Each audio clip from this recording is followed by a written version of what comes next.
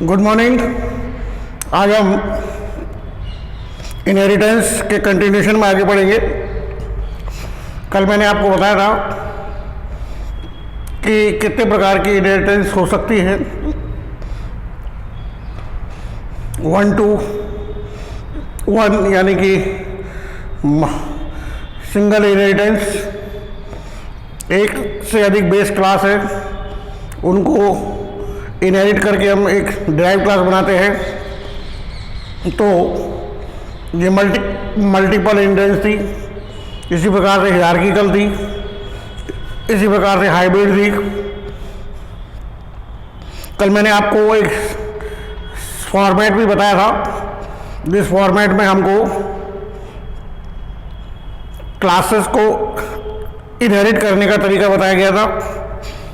उसी कंटिन्यूशन में आज हम आगे पढ़ते हैं।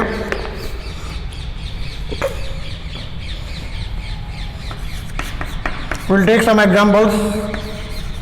Class ABC, colon sign, private XYZ.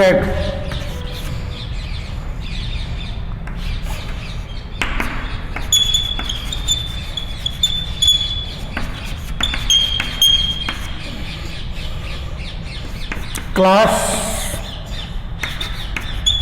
ABC, colon sign,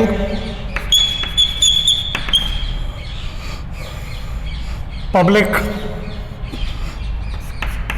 XYZ,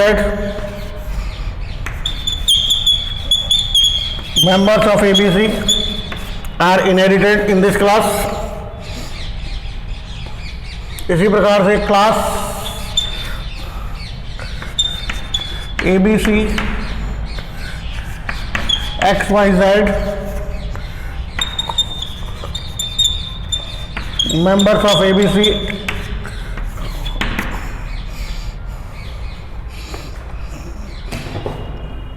दो चीजें हैं यहाँ पे कि हमने बताया था कि जब भी हम किसी बेस क्लास को इनहेरिट करते हैं, ये हमारी ड्राइव क्लास होती है। ड्राइव क्लास से पहले विजिबिलिटी मोड लगाया जाता है।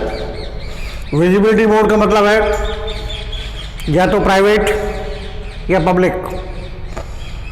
इसका मतलब ये है कि हमने XYZ में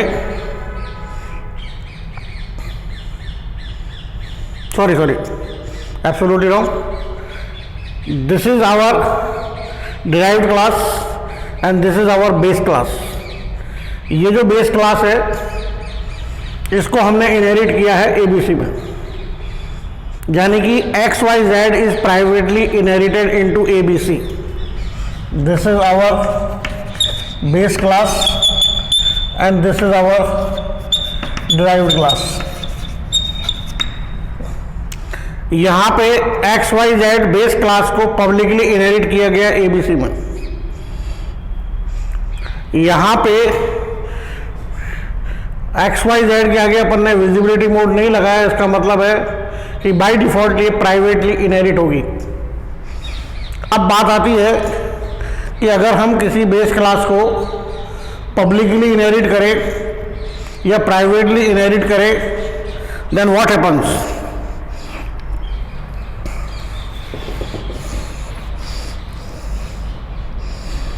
When a base class is privately inherited by a derived class, public members of the base class become private members of the derived class, and therefore the public members of the base class can only be accessed by the member functions of the derived class। कहने का मतलब है कि अगर हमने यहाँ पे XYZ को प्राइवेटली इनहेरिट किया है तो XYZ क्लास के जो पब्लिक डेटा मेंबर्स है वो इनहेरिट तो हो जाएंगे ABC में, लेकिन वो क्या बन जाएंगे, वो प्राइवेट मेंबर्स बन जाएंगे।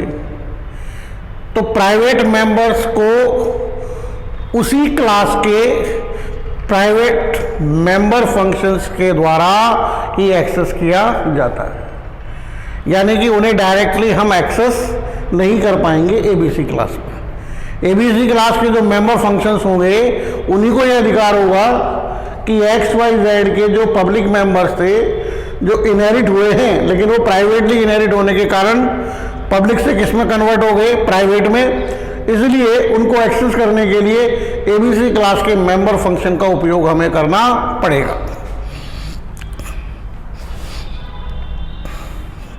इसके अलावा they are inaccessible to the objects of the derived class. Derived class के ऑब्जेक्ट के माध्यम से उन्हें एक्सेस नहीं किया जाएगा।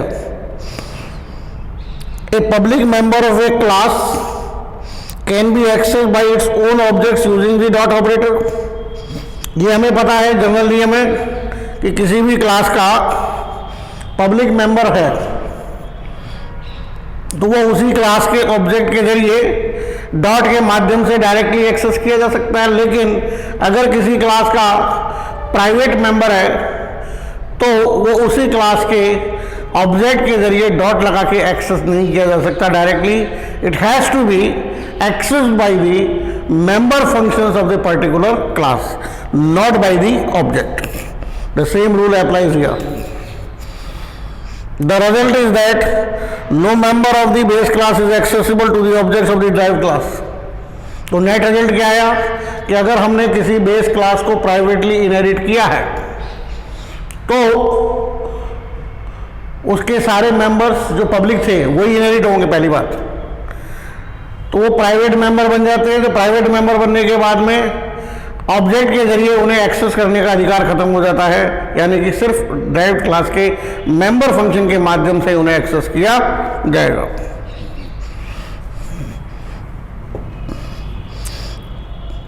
On the other hand, when the base class is publicly inherited, public members of the base class become public members of the derived class and therefore they are accessible to the objects of the derived class. In both the cases the private members are not inherited and therefore the private members of base class will never become the member of its derived class.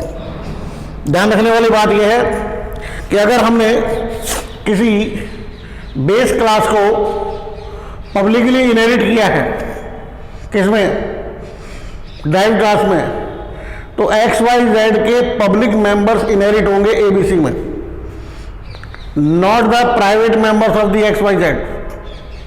ये prohibited है, चाहे वो privately inherit किया हो या publicly inherit किया हो। ध्यान देने वाली बात यह है कि जो क्लास इनहेरिट हो रही है उस क्लास के प्राइवेट मेंबर कभी भी इनहेरिट नहीं होते, ओनली पब्लिक मेंबर्स ही इनहेरिट होते हैं। तो पब्लिक मेंबर्स पब्लिकली इनहेरिट होने के कारण ड्राइव्ड क्लास के पब्लिक मेंबर माने जाएंगे। तो पब्लिक मेंबर्स को एक्सेस करने का अधिकार ड्राइव्ड क्लास के ऑब्जेक्ट को भी है as well as the member functions of the derived class को भी है। क्लियर?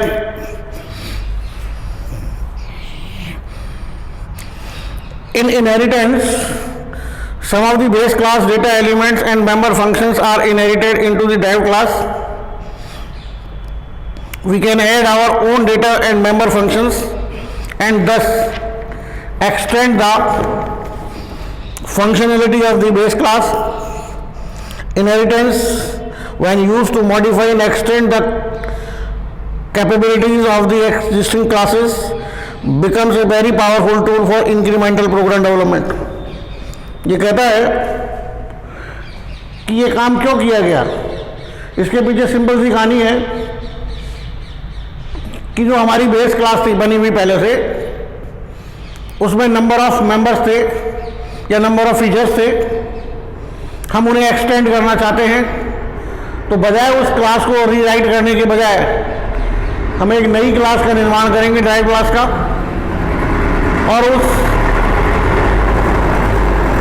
ड्राइव क्लास के अंदर जो एक्स्ट्रा फीचर्स हैं उनको हम शामिल कर देंगे, और जिन फीचर्स को हम डायरेक्ट यूज़ करना चाहते हैं बेस क्लास से वो हमारे आ ही जाएंगे क्योंकि हमने उसे इनहेरिट किया है। तो इससे जो हमारा जो डबल ओपी का जो एक महत्वपूर्ण कंसेप्ट था, कौन सा वाला,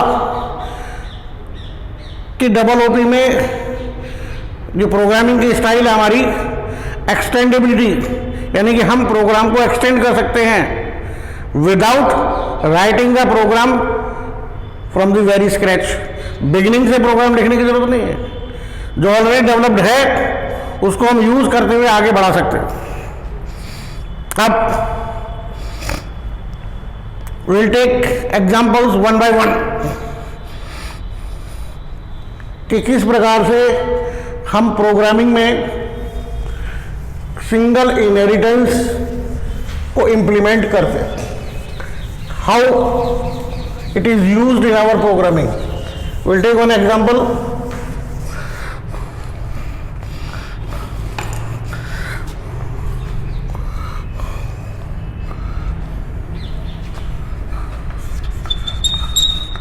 class B int a public int b void get ab int get a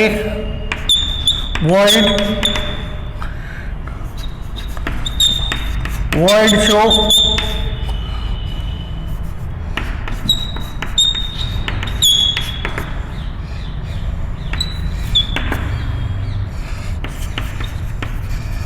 class B colon sign public B int c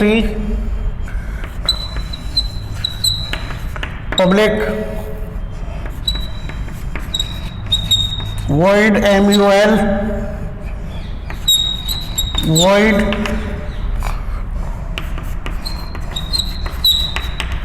void display void brace close semicolon।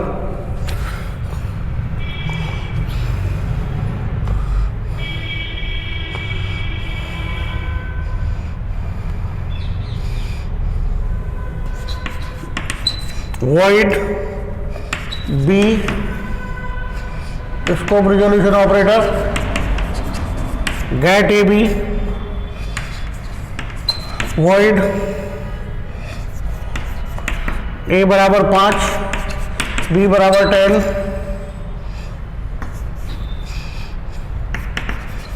int b scope resolution operator get a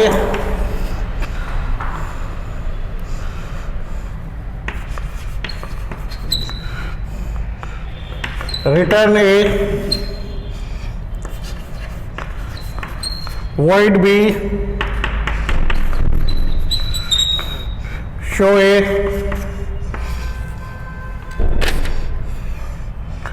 cout less than double quote में a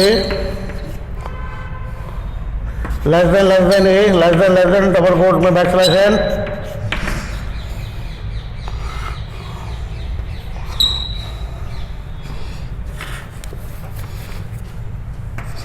void d display cout less than double quote में a बराबर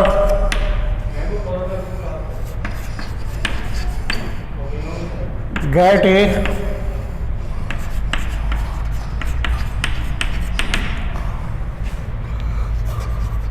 cout less than double quote में b बराबर get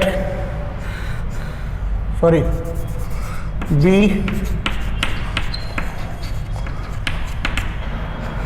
cout less than c बराबर c less than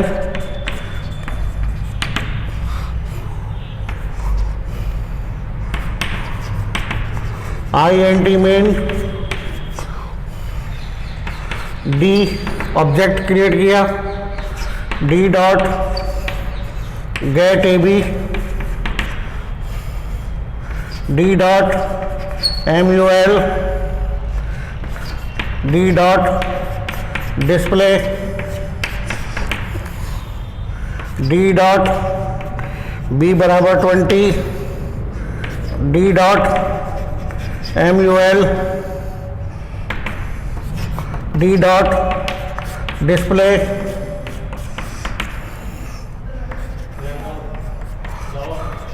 return 0 base close.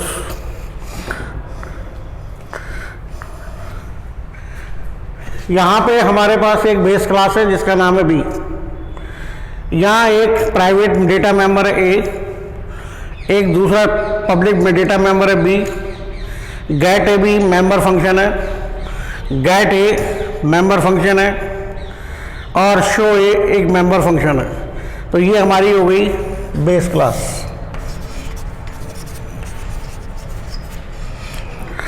Class D public B, यानी कि हमने इस class को इसमें इनहेरिट किया है। तो ये हमारी कौन सी हो गई? Derived class. ड्राइव्ड क्लास का खुद का एक मेंबर है सी, जो कि प्राइवेट डेटा मेंबर है। पब्लिक इसके खुद के मेंबर फंक्शन है MUL और दूसरा मेंबर फंक्शन है डिस्प्ले। ठीक है, अब इन 3 और 2 5 फंक्शंस की डेफिनेशंस।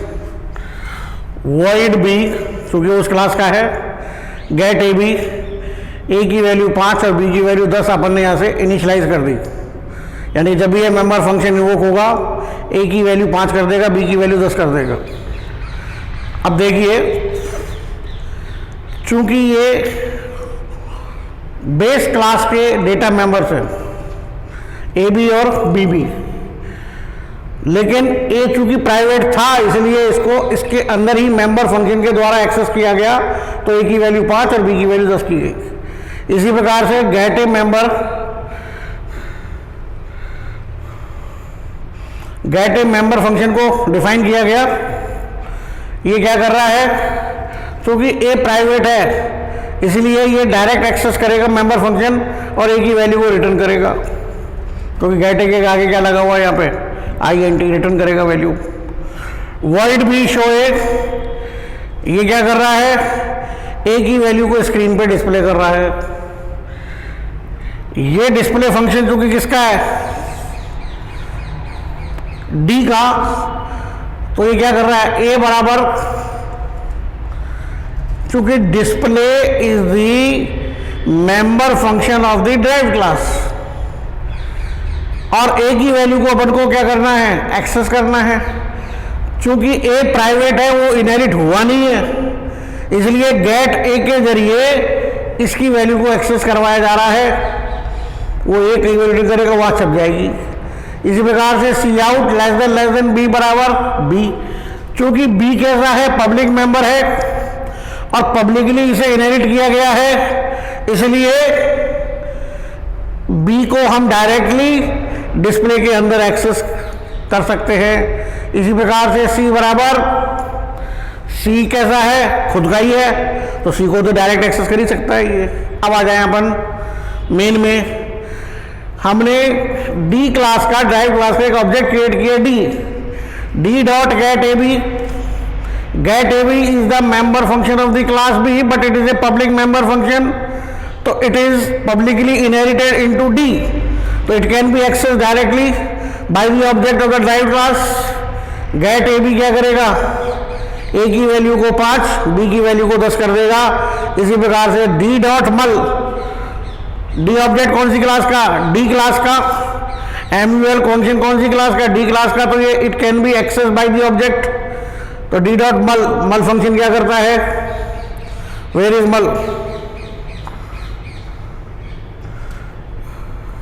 शायद लिखा नहीं हमने।